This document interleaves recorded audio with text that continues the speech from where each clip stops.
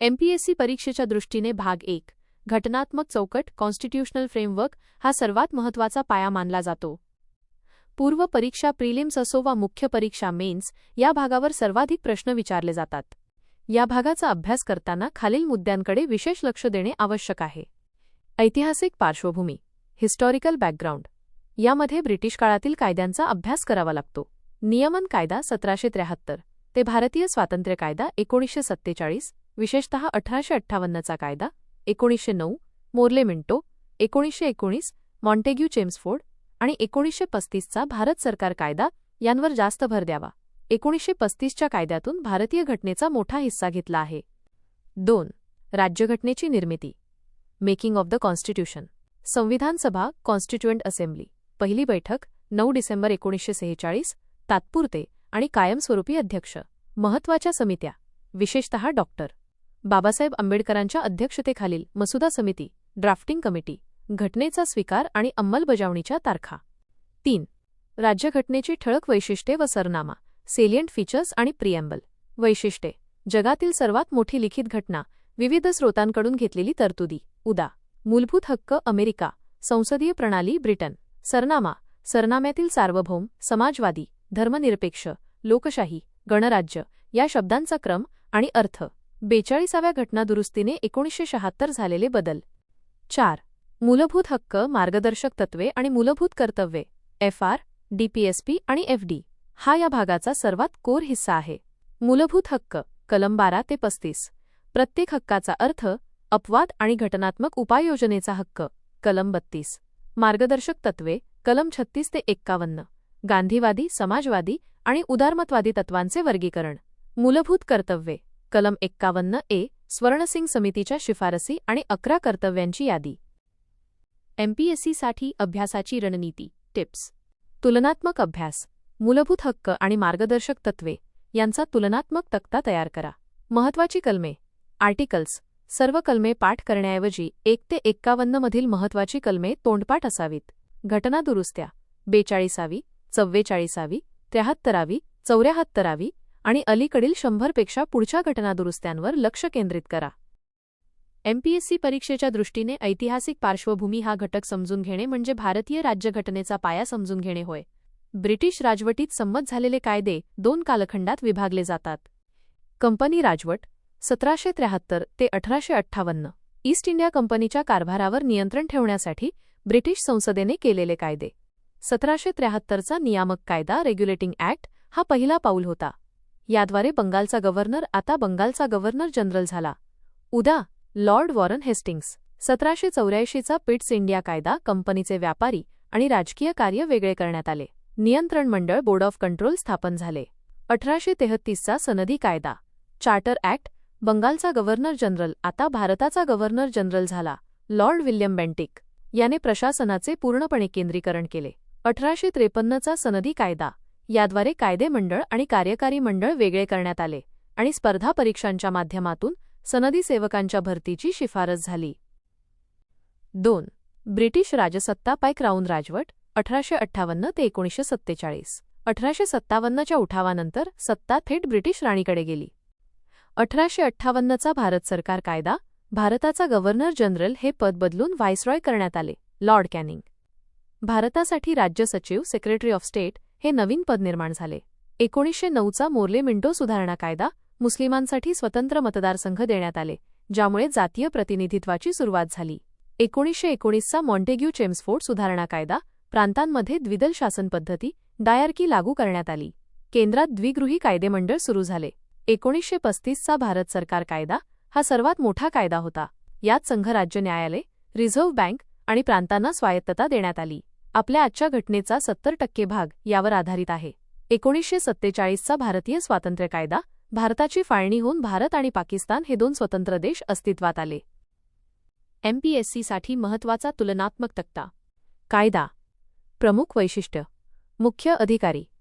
1773 सर्वोच्च न्यायालयाची स्थापना. कलकत्ता. बेंगालचा governor general. 1833 प्रशासनाचे पूर्ण केंद्रीकरण. भारताचा गव्हर्नर जनरल. 1858 ईस्ट इंडिया कंपनीची सत्ता समाप्त. भारताचा व्हायसरॉय. 1909 जातीय मतदारसंघ कम्युनल इलेक्टोरेट लॉर्ड मिंटो जनक 1919 प्रांतात द्विदल शासन केंद्रात द्विगृही व्यवस्था एमपीएससी परीक्षेच्या दृष्टीने राज्यघटनेची निर्मिती मेकिंग ऑफ द कॉन्स्टिट्यूशन हा अत्यंत वस्तुनिष्ठ ऑब्जेक्टिव्ह माहितीचा भाग आहे.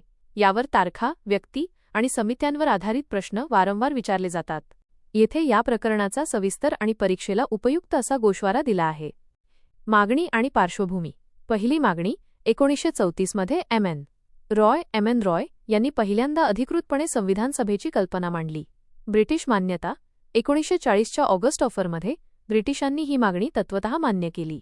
स्थापना नोव्हेंबर 1946 मध्ये कॅबिनेट मिशन योजनेनुसार संविधान सभेची निर्मिती झाली. 2. संविधान सभेची रचना. एकूण सदस्य सुरुवातीला 389, विभाजनानंतर 299 राहिले. निवडणूक पद्धत. प्रांतीय कायदेमंडळाच्या सदस्यांकडून अप्रत्यक्ष निवडणूक. एकल संक्रमणीय मतदान पद्धती. जागांचे वाटप. साधारणपणे 10 लाख लोकसंख्येमागे एक जागा. 3. महत्त्वाच्या बैठका आणि घटनाक्रम. तारीख. महत्त्वबाद घटना 9 डिसेंबर 1946. पहिली बैठक डॉक्टर सच्चिदानंद सिन्हा यांची हंगामी अध्यक्ष म्हणून निवड. 11 डिसेंबर 1946. डॉक्टर राजेंद्र प्रसाद यांची कायमस्वरूपी अध्यक्ष म्हणून निवड. 13 डिसेंबर 1946. पंडित नेहरूंनी ऐतिहासिक उद्दिष्ट ठराव ऑब्जेक्टिव्ह रेझोल्यूशन मांडला. 22 जानेवारी 1947. उद्दिष्ट ठरावाचा संविधान सभेकडून स्वीकार. 22 जुलै 1947. राष्ट्रीय ध्वजाचा तिरंगा स्वीकार. 26 नोव्हेंबर 1949. राज्यघटनेचा स्वीकार अडॉप्शन झाला. 24 जानेवारी 1950. राष्ट्रगीत व राष्ट्रगानाचा स्वीकार. डॉक्टर राजेंद्र प्रसाद पहिले राष्ट्रपती म्हणून निवडले गेले. 26 जानेवारी 1950. राज्यघटनेची प्रत्यक्ष अंमलबजावणी कमेन्समेंट सुरू झाली. 4. मसुदा समिती ड्राफ्टिंग कमिटी ही सर्वात महत्त्वाची समिती होती. तिची स्थापना 29 ऑगस्ट 1947 रोजी झाली. अध्यक्ष डॉक्टर बी.आर. आंबेडकर, भारतीय राज्यघटनेचे शिल्पकार. इतर सदस्य N. Gopalaswami Ayyangar, Alladi Krishnaswami Iyer, doctor K M. Munshi, Syed Mohammad Saadulla, N. Madhavrao, B L. Mittar यांच्या जागी आणि टी.टी.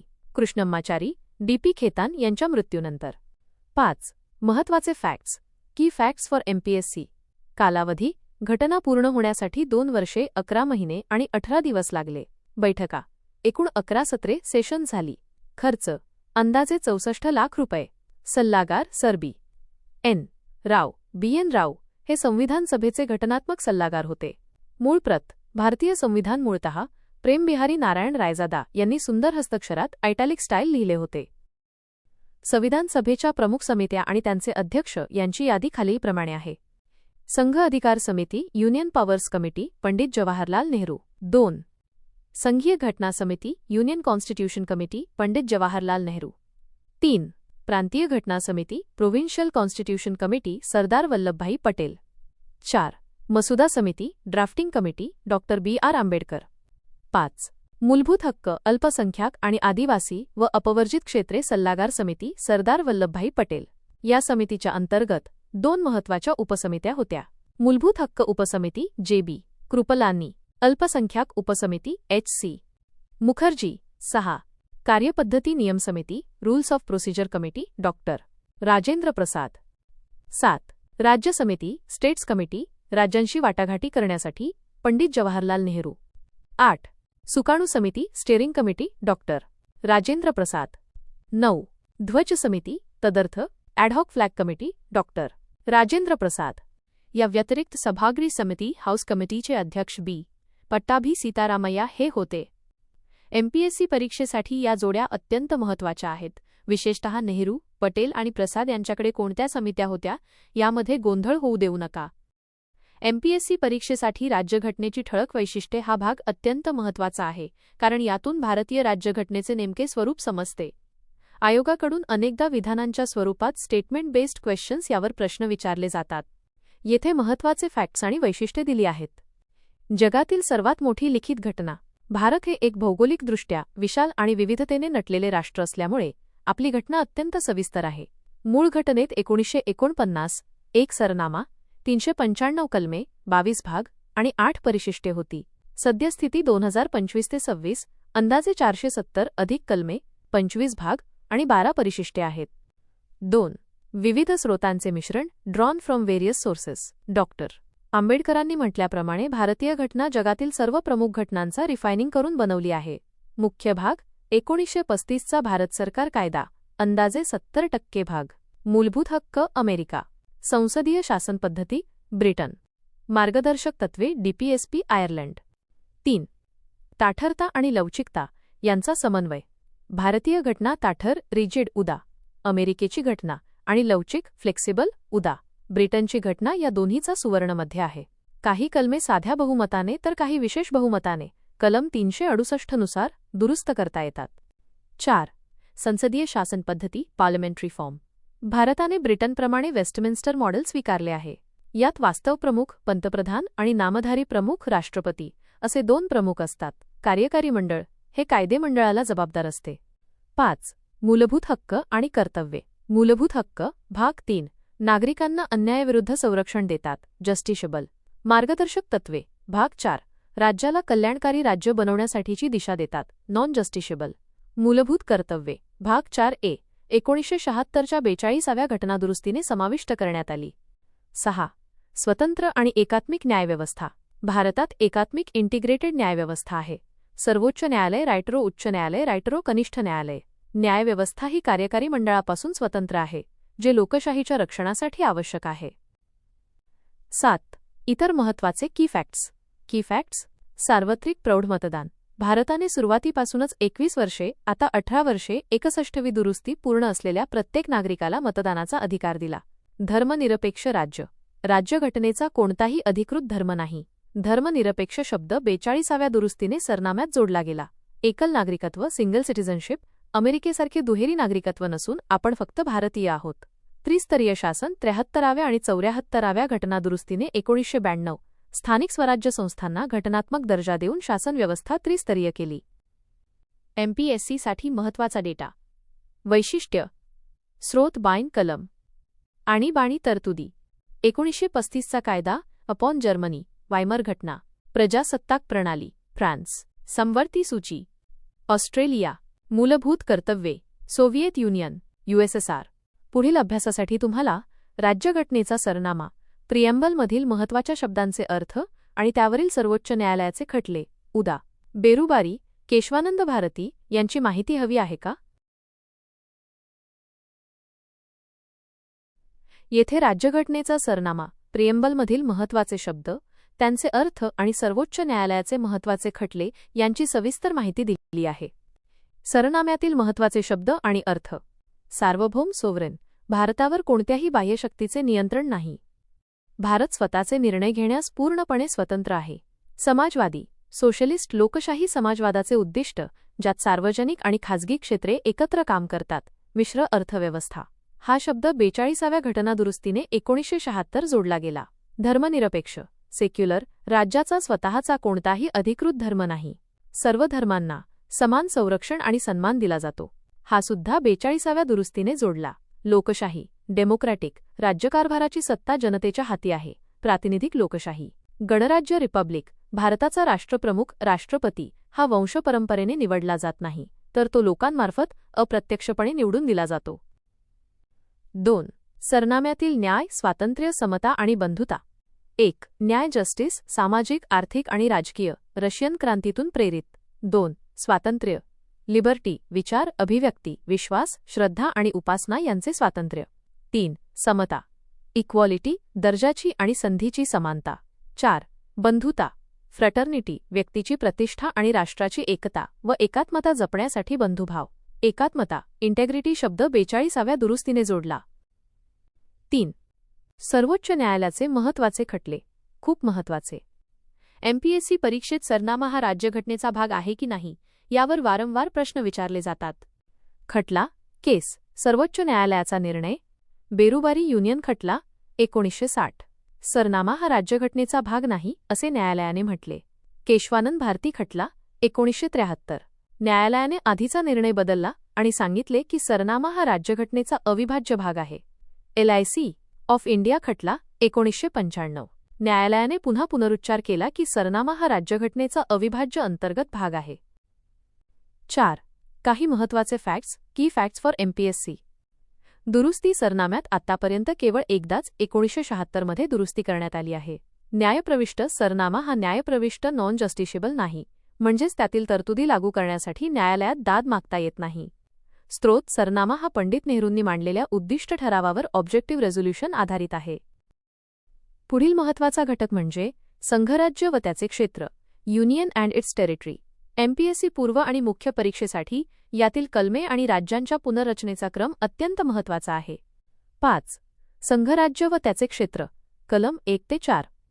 या भागामध्ये भारतीय संघराज्याचे स्वरूप आणि नवीन राज्यांच्या निर्मितीची प्रक्रिया दिली आहे.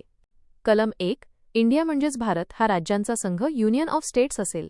येथे फेडरेशनऐवजी युनियन शब्द वापरला आहे, कारण भारतीय संघराज्य हे करारातून निर्माण झालेले नाही. कलम 2.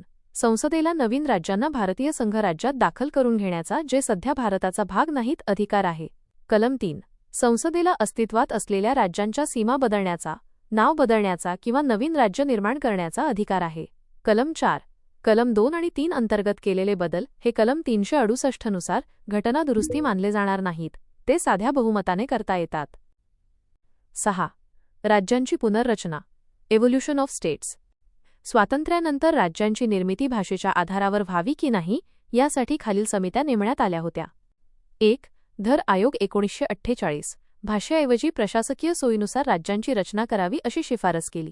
2. JVP समिती 1948 जवाहरलाल नेहरू, वल्लभभाई पटेल, पट्टाभी सीतारामय्या यांनीही भाषेचा आधार नाकारला. 3.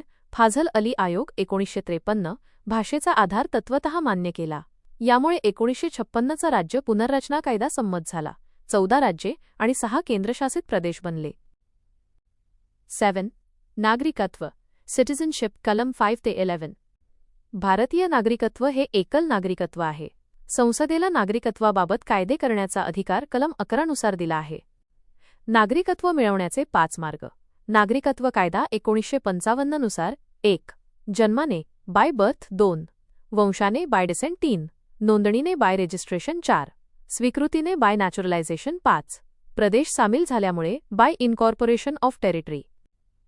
MPSCसाठी महत्त्वाचा राज्यांचा निर्मितीक्रम.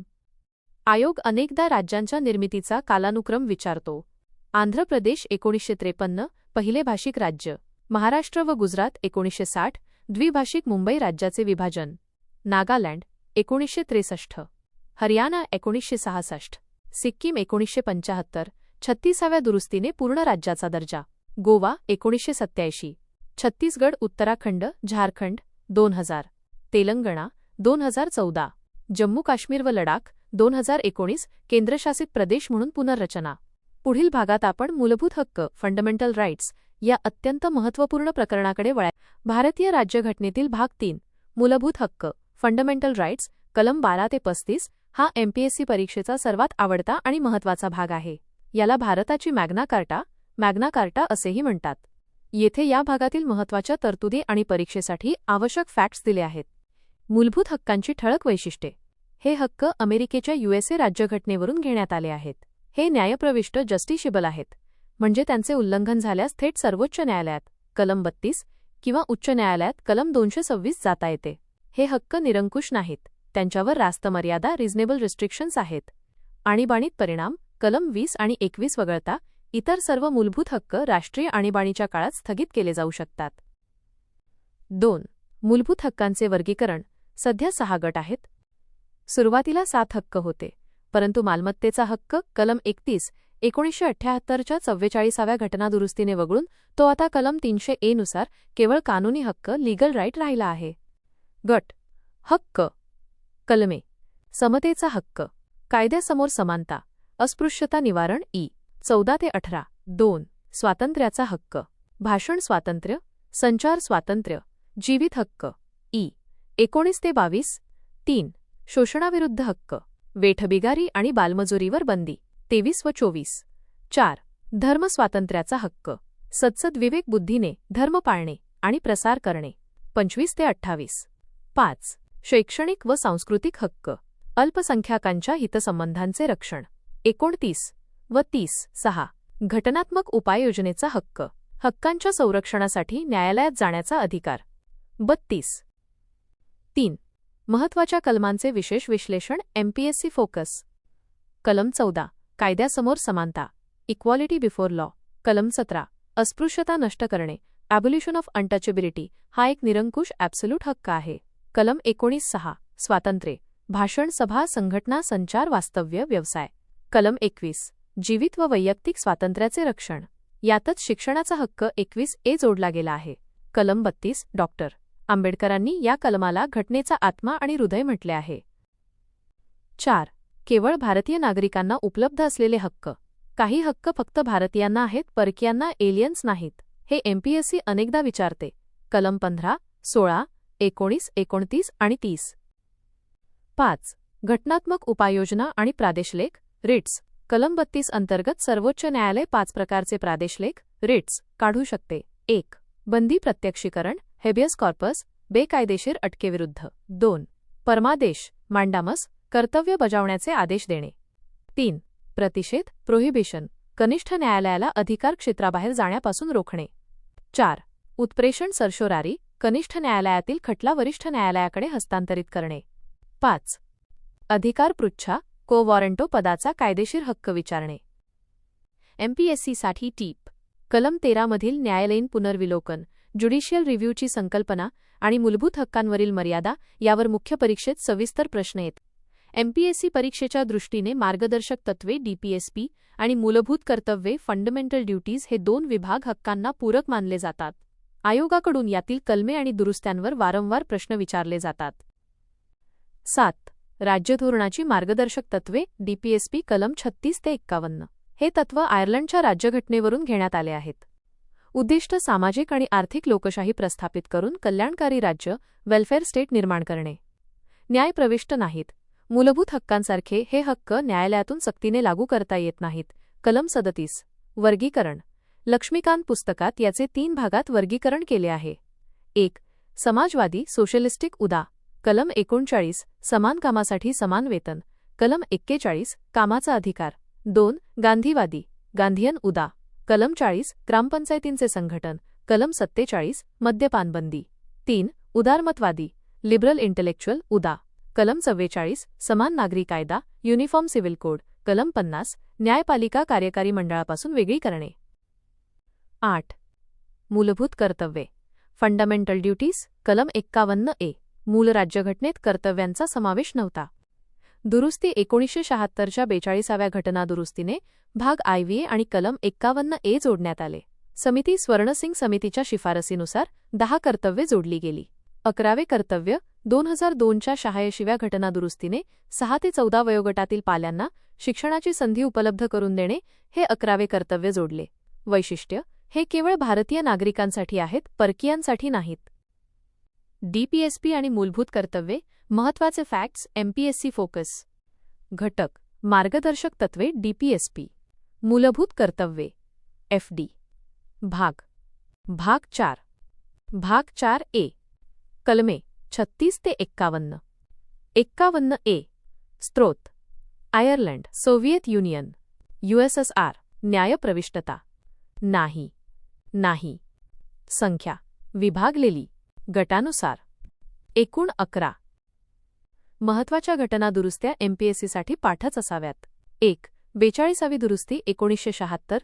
कलम 39 39A मोफत कायदेशीर मदत. 43A आणि 48A जोडले. 2 44वी दुरुस्ती 1978. कलम 38 मध्ये उत्पन्नातील विषमता कमी करण्याचे तत्त्व जोडले. 3 97वी दुरुस्ती 2011 सहकारी सोसायट्यांशी संबंधित कलम 43B जोडले.